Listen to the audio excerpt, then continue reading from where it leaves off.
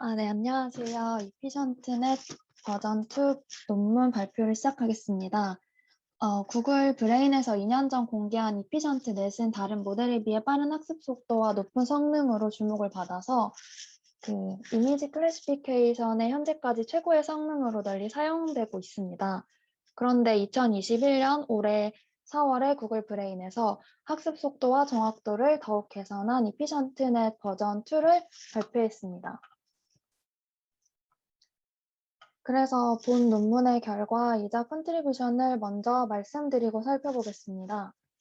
훈련 속도와 파라미터 효율성에서 이전 모델을 능가하는 작고 빠른 모델인데요. 학습 속도와 정확성을 동시에 높였습니다. 옆에 그래프를 보시면 아시다시피 기존 이피션트 넷보다 빨간색과 핑크색으로 표시된 이피션트 넷 V2가 동일한 학습 시간에서 월등히 높은 정확도를 보이고 있습니다. 또한 아래표를 보시면 비슷한 정확도를 유지한 채 레지넷 RS가 160-400만 개의 파라미터 수를 보이고 있는 것에 비해서 약 7배 정도 감소한 2400만 개로 엄청난 파라미터 효율성을 보이고 있는데요. 따라서 이미지넷, 시파, 칼스, 플라워즈 데이터셋 등에서 기존보다 최대 11배 더 빠르고 6.8배 정도 더 나은 파라미터 효율성을 보여준다고 합니다. 네, 그렇다면 기존 이피션트넷에서 어떠한 문제가 있었고 그것을 어떻게 개선했는지 알아볼 텐데요. 먼저 이피션트넷 버전 1에서는 훈련 시 병목 현상이 있었다고 합니다. 크게 세 가지를 저자가 주장하고 있는데요. 첫 번째는 큰 이미지로 학습을 하고 있는데 이럴 때는 학습 속도가 상당히 느리고, 두 번째는 뎁스와이즈 컨볼루션을 사용하는데 이것이 초기 레이어에서 학습 속도가 굉장히 느리다. 또 세 번째는 모델을 컴파운드 스케일링, 즉 모델을 확장할 때 모델을 확장을 하는데 그때 모든 스테이지를 동일하게 확장을 하고 있는 것이 최선이 아니었다고 주장을 합니다. 따라서 여기 제시된 이 세 가지의 문제를 개선하는 방법으로 본 논문은 전개가 되고 있고요. 여기서 이러한 문제를 개선하기 위해서 조금 더 개선된 프로그레시브 러닝과 퓨즈드 앰비콘브 그리고 논 유니폼 스케일링을 적용하고 있습니다. 따라서 이 세 개가 어떻게 적용됐는지 흐름에 따라서 살펴보겠습니다. 네, 그 전에 먼저 기존에 연구되었던 논문들을 보면 저자는 이렇게 세 가지를 주장을 하고 있는데요. 기존의 덴스넷이나 이피션트넷 등은 적은 피라미드로 좋은 성능을 내는 데에만 집중을 하고, 또 레그넷 등은 GPU나 TPU 등의 추론 속도를 개선하는 데에만 집중을 했다고 합니다. 또 NP넷 등은 학습 속도를 개선하는 데에 집중을 하다 보니까 파라미터 수를 적게 하면 성능이 떨어지고, 또 성능을 높이면 파라미터 수도 동시에 올라가는 상충관계가 있어서 이 논문은 최대한 학습 속도와 파라미터 효율성 그리고 성능을 동시에 개선하는 것을 목표로 두었다고 합니다. 그리고 두 번째는 프로그레시브 트레이닝인데요.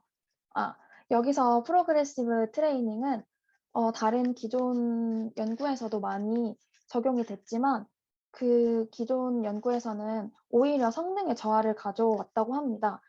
그래서 그 성능 저하를 막는 방법을 제시를 하는데, 여기서 프로그레시브 그러니까 프로그레시브 러닝이란 쉬운 학습부터 점진적으로 어려운 학습을 하게 하는 방법으로 이렇게 학습을 하게 되면 학습 속도도 빨라지고 성능도 높아져야 하지만 오히려 낮아지는 결과를 가져오니까 여기서는 이미지 크기에 따라서 정교화를 다르게 주는 방법을 제안을 하고 있습니다. 그리고 세 번째는 보통 기존 연구에서는 플롯과 추론 효율성에 나스를 적용했지만 본 논문은 파라미터 효율성 최적화에 적용을 하여서 더 나은 결과를 제시한다고 합니다. 아까 말씀드린 이피션트 버전 1의 문제점 세 가지를 어떻게 개선했는지 살펴볼 텐데요. 먼저 기존의 이피션트 넷은 큰 이미지의 학습 속도가 느립니다. 이미지의 크기가 학습 시간에 중요한데요. 학습 시에 작은 이미지를 사용하면 더 작은 계산이 필요하고 큰 배치를 사용하여서 속도를 향상시킵니다. 또한 정확도가 올라가는 실험 결과가 있습니다. 따라서 모델에도 학습을 시키는 작은 이미지부터 큰 이미지까지를 모두 학습하는 프로그레시브 러닝을 적용을 합니다.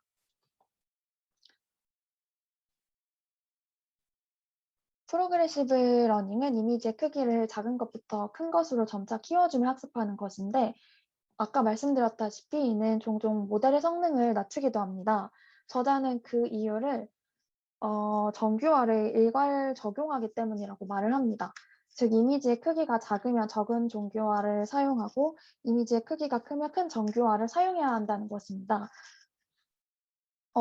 네, 사용해야 된다는 것입니다. 근데 아래 테이블을 보시면 이 주장을 검증하기 위해서 이미지 사이즈를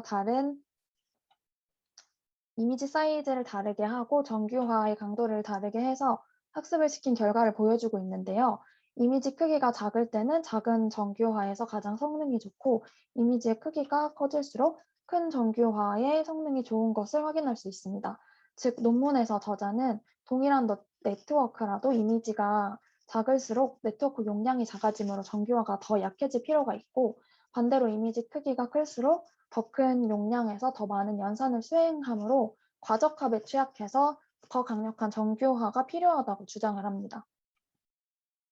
따라서 본 논문에서는 오른쪽 피규어처럼 모델을 학습시킬 때 이미지 사이즈에 따라서 조정된 정교화를 사용합니다.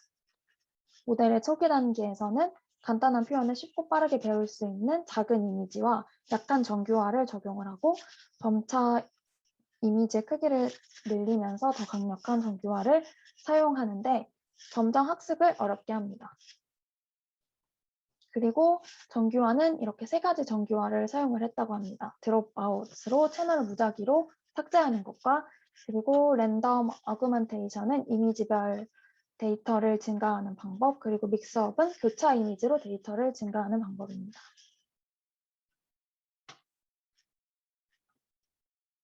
이피전트 넷의 학습 속도가 느린 두 번째 이유는 뎁스와이즈 컨볼루션 때문에 초기 레이어에서 학습이 느리다고 합니다. 뎁스와이즈 컨볼루션은 모빌넷 버전 1과 익셉션에서 제한된 방법으로 효과가 입증되어서 최신 모델에까지 이용을 하고 있는데요. 뎁스와이즈 컨볼루션은 모든 채널에 한 번의 컨볼루션을 연산을 하는 것이 아니라 피처 맵을 채널별로 쪼개서 각각의 컨볼루션 연산을 하는 것입니다. 이는 컨볼루션 연산량을 낮춰주어서 제한된 연산량에 더 많은 필터를 사용할 수 있지만, 논문에서는 이 때문에 가속기를 사용할 수 없어 오히려 학습이 느리다고 합니다. 따라서 이피전트 넷에서는 모빌넷 V2 논문에 나왔던 모빌 인버티드 버틀넷 컨볼루션인 MBconv 블럭을 사용을 하는데, 여기서는 MBconv 블럭에서 뎁스와이즈 컨볼루션을 없앤 퓨즈드 MBconv를 제안을 하고요. 이것을 초기 레이어에 사용해서 학습 속도를 개선을 합니다. 그리고 세 번째 학습 병목 현상은 이피션트넷 V1에서 모델 컴파운드 스케일링으로 사용한 방법이 일괄 적용되는데 이것이 최선의 방법이 아니라고 합니다. 이 때문에 학습 속도가 느려진다는 건데요. 기존의 이피전트 넷은 모델의 뎁스와 위드, 레졸루션 3가지 스케일 팩터를 동시에 고려하는 모델 컴파운드 스케일링 방법을 사용해서 모델을 확장했습니다. 근데 이때 모델의 모든 스테이지가 동일하게 확장이 된 거죠. 하지만 저자는 스테이지가 학습 속도에 기여하는 정도가 다르기 때문에 스테이지마다 증가하는 정도를 다르게 해줘야 된다고 주장을 합니다. 즉, 스테이지가 뒤로 갈수록 레이어가 증가하는 정도를 더 높이는 논 유니폼 스케일링 전략을 제안합니다.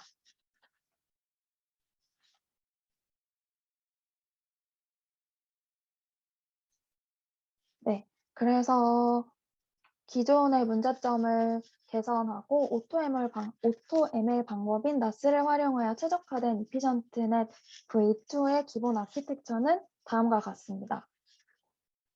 초기 스테이지에 퓨즈드 앰비컨브 블럭을 사용을 하고 전반적으로 레이어의 수를 늘렸으며 스테이지 뒤로 갈수록 레이어 수를 증가시키고 있습니다.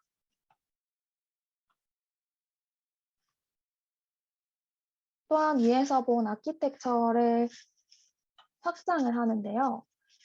이렇게 확장할 때는 이미지 크기를 제한하고 앞서 말씀드린 듯이 뒤쪽 단계에 점진적으로 더 많은 레이어를 추가하는 방식으로 컴파운드 스케일링을 진행을 하였습니다. 이렇게 한 결과 기존의 이피션트 넷보다 훨씬 더 좋은 정확성을 보이고 있습니다.